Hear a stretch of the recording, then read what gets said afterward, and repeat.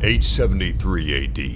Endless wars and dwindling resources drive clans of Norsemen to settle new lands in Anglo-Saxon England, thus beginning the Vikings' bloody invasion of medieval Europe. Before we get started, I want to give a big shout out to the folks at Ubisoft for sponsoring this video and giving me early access to the game. I spent a couple hours playing Assassin's Creed Valhalla, and in that time I spearheaded a siege against an Anglo-Saxon fort, earning me a spot as best man at a Viking wedding, got sloshed at the wedding, Got some on your boots? won an archery bet while sloshed, Yes, that's it. I spit flaming poetic insults in Viking rap battles, I've heard all the rumours that Eivor the Dane is a coward, a cur, and a leech. Perhaps you can swing that wee axe on your belt, but I doubt you've much talent for speech. I commanded a Viking longship and pillaged moderate amounts of wealth. I helped a Viking kid search for his majestic runaway Viking cat, and I was responsible for an unreasonable amount of Viking-style beheadings. Oh yeah, and I suplexed a wolf! Where are you gonna get a better meal than that, huh? Anyway, Ubisoft invited me to play Valhalla, the all-new Assassin's Creed, early. So keep in mind, all the footage you're seeing is from a work-in-progress dev build. This isn't the final version of the game. There's a bunch of stuff in Valhalla new to Assassin's Creed. They've overhauled a bunch of gameplay systems. There's a link down in the description below that'll tell you more. But in this video, I'm going to be sharing my experience playing Assassin's Creed Valhalla, along with breaking down stuff like Viking raids, Viking assaults, and let's not forget Viking rap battles. And of course, I'm going to be showing off the map of medieval England. Which, by the way, is one hell of a setting. I mean, how often do you get to play as a Viking during a Viking invasion?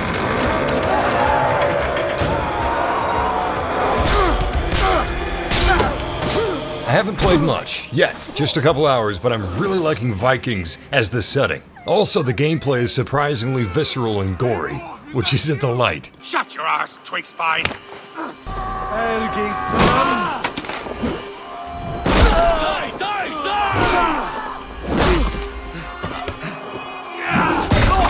But they didn't just add Viking stuff. As I was playing, I noticed some major changes to the core gameplay, so we're going to start with that.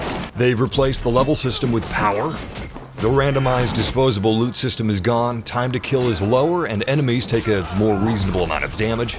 The hidden blade, which isn't so hidden because Vikings, now insta-kills again. Disguises and social stealth return, and you can play dead, which is a stealth mechanic I haven't seen before. There's less of a focus on naval combat and naval traversal because you'll be using your longship primarily for raiding as Vikings did. There's Viking romance. But I could show you how to wield my plow sword. Be plain about it, Stiff Spear. You want to lay with me, is that it? Auto health regen is gone. You now eat berries or herbs to regenerate health, and when your health is full, the food is stored as rations that can be used later when your health is low. There's now a stamina bar, and dodging takes stamina. I started being really careful when I dodge because enemies can get overwhelming fast, and you just can't spam it anymore. Heavy attacks also use stamina. You can pick up enemy weapons and throw them. When you knock an enemy off of their feet, you can Viking curb stomp them. Shields break, which is a change that's awesome. First you break their shield, then you break their skulls when you yeet their heads off their necks. And it is spectacular. Oh, as was that swing by Cody Bellinger. Santa Maria! You can dual wield shields, you can dual wield axes, and they've added 2 new types of weapons, flails and broadswords. Personally, I found flails great for bashing shields to bits. Now, even though I went into this play session fully wanting to play as a Viking raider instead of a conventional assassin, I did play around with stealth, and I'm going to get into that after important stuff like Viking raids, Viking assaults, what Vikings do in their free time. What do Vikings do to relax? Apparently a lot. There's hunting, fishing, dice games, but what I really wanted to see were Viking rap battles, which are actually a real thing, although in real life it's called flighting. Well, if it isn't Eivor of the Raven clan. How do you know me? People talk. I've heard all the rumours that Eivor the Dane is a coward, a cur, and a leech. Perhaps you can swing that wee axe on your belt, but I doubt you've much talent for speech. You might be surprised. Let us duel. Well, I'll need a wager first. It's a public poetic battle of insults between two people, so yeah, it is a Viking rap battle. To all those whom I speak, they say Eivor's a clod. Basically, the object is to have the wittier, more stylish insults than your opponent. Then you're speaking to fools and their knowledge is flawed. Well, not bad. They say you're a coward who runs from a fight. While maintaining a rhythm, it's trickier than you'd think, and having a dirty mind is an asset. And they are sorely mistaken. I'm known for my might. Interesting. Interesting. Silent whispers all claim that you're terribly dense. Then you have clearly misheard them. My wit is immense. Oh, you looked out with that one. Well, what a surprise. Eivor of the Raven clan is a true talent. I'm shocked. Do not believe everything you hear. Unless it touches on my flighting, then heed every word. Take the coin, and know that only praise will henceforth cross my lips. There's also Viking drinking games, which are pretty fun. There's actually a bit more to these than I thought there'd be. I will drink you under the table. You've got a rhythm prompt, but you're also swaying on your feet, so you gotta use the stick lest you fall on your ass.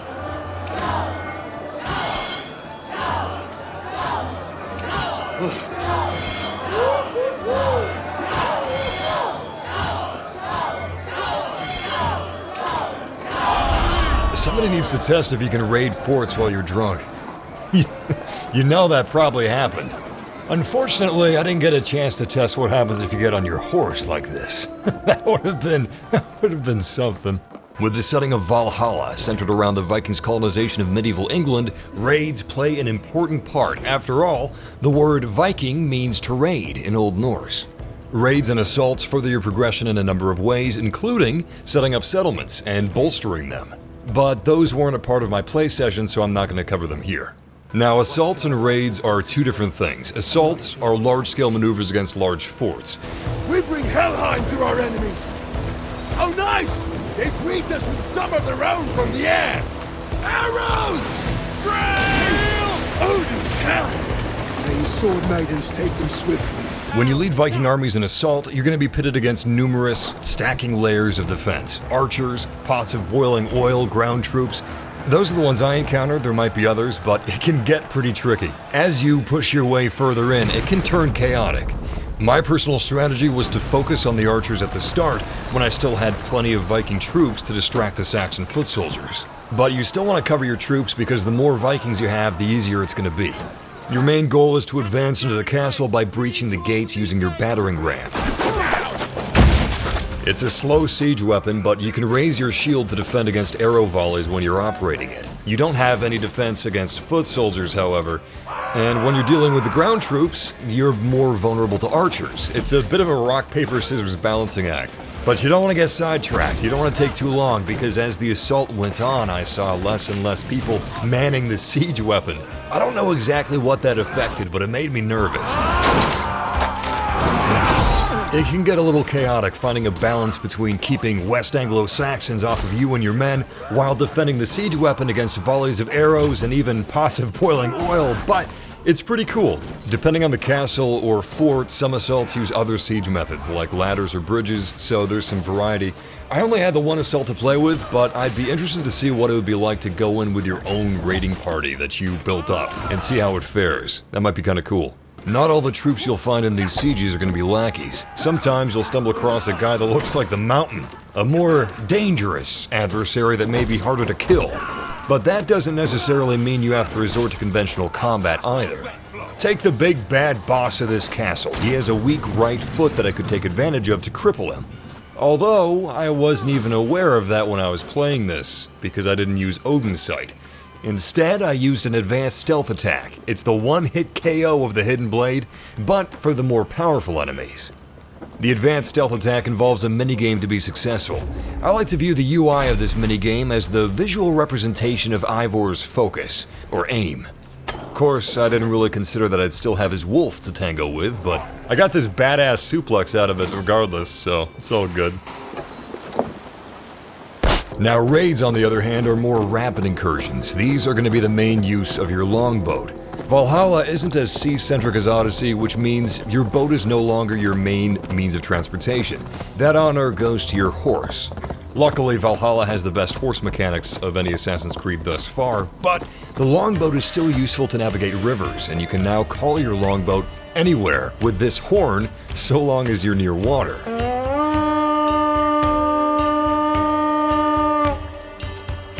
As you expand your clan throughout medieval England, you're going to come across these Saxon strongholds that you'll need to topple. These are usually adjacent to rivers, which is how you're going to be laying siege to them. I only played one assault, but it seems like their respective names are accurate as to their own experiences, because raids are very raidy. You're kicking in doors, things are on fire. You just got a really good, thorough pillaging atmosphere going on. It's a total pillage party. Of course, these locations still have defenses, and they're gonna have more skilled Saxons inside of the more important buildings with the good loot. And there usually is a decent amount of loot and wealth, or even abilities to be gained from these.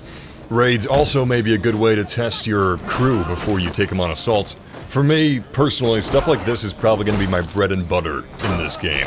Something tells me it'd be pretty fun to build up a good crew and then see how quickly you can sweep through these raids. I like to roleplay in Assassin's Creed. I'm probably going to spend most of my time just Viking the hell out of this map and all of its Saxons.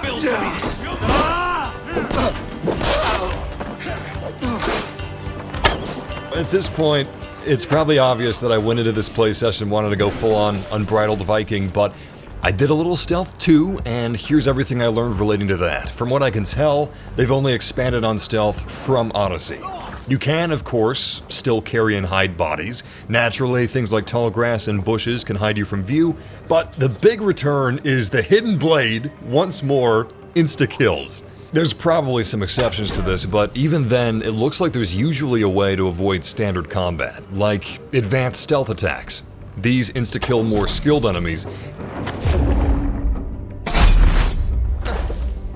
Some bosses have interesting weak points. I tend not to use what's now known as Odin's Sight in my personal playstyle, so I wonder if there's a way to learn of weaknesses through other means. But the biggest thing here is probably the return of social stealth and disguises. With the Vikings being an intrusive force, they don't have a lot of trust with the Saxons.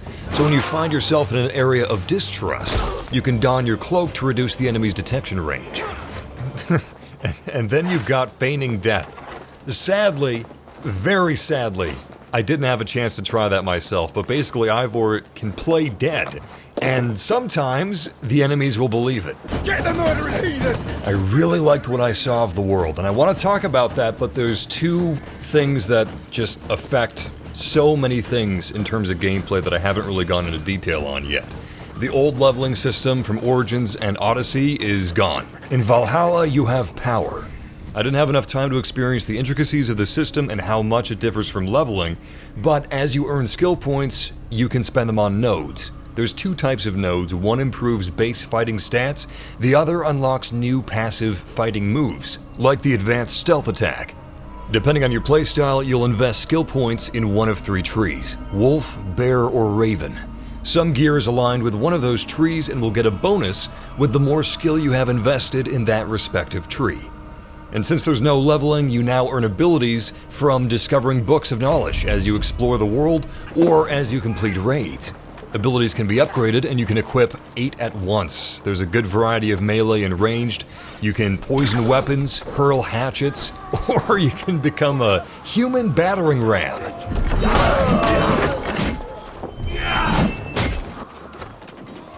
Loot is another major system that's been overhauled. Instead of the disposable randomized gear system, now every piece of gear is supposed to have its own unique value, with each piece having 10 upgrade tiers that you can increase using resources. This allows you to keep a weapon that you like viable throughout the game. As for the map, I very much like the aesthetic of medieval England. The art of this series is consistently excellent, and from what I saw of East Anglia, Valhalla carries on that tradition. The rolling hills and winding rivers of medieval Europe is honestly a really cool environment. Even the paths and roadways between the cities are gorgeous. The trees, the forests, the scale and the density of the foliage, it feels bang on, and this might seem like a weird thing to zero in on, but I really like the size and the look of the trees. They're almost whimsical in a grounded sort of a way. The designs of the buildings and cities and forts are pretty damn intricate. Their styles range from Saxon builds to reclaimed forts of Roman design, like the Burg Castle. As for exploration, they've divvied up region progress between 3 categories: wealth, mysteries, and secrets. Wealth is something you'll accrue through raids and pillaging. It's a way to drive resources to your settlements, which in turn generate resources for you. As for mysteries and secrets, I didn't have much time to get lost and just explore, but there's parkour-based puzzles, physics and perspective-based puzzles, and there's also bosses and legendary animals, such as the Black Shuck, an East Anglian beast of folklore. That one I actually did run into, and it kicked my ass. Even though I only had a few hours, most of which I spent raiding, the world did seem denser to me, which is good in my book. To me, it feels like there's a lot more freedom in how you explore the map by virtue of the setting not being as sea-centric, so a great deal of travel is by land, and it seems like that makes for plenty of misadventures where you just get lost along the way. The Vikings weren't a savage people. Well, they could certainly be savage, but Vikings were a more complex people than most portrayals give them credit for. And I appreciate that this game is relying less on modern cliches and stereotypes, and instead it offers a more complex view of Vikings and their culture, which is something I really appreciated in Origins as well. Anyway, that was my experience with Assassin's Creed Valhalla. Let me know what you guys think of the direction they're taking in the comments below, and thank you very much for watching. If you enjoyed, leave a like, talk. And thanks again to Ubisoft for sponsoring this video and letting me behead some dudes early. Until next time, game massively. I gotta pump those numbers up. Those are rookie numbers in this racket.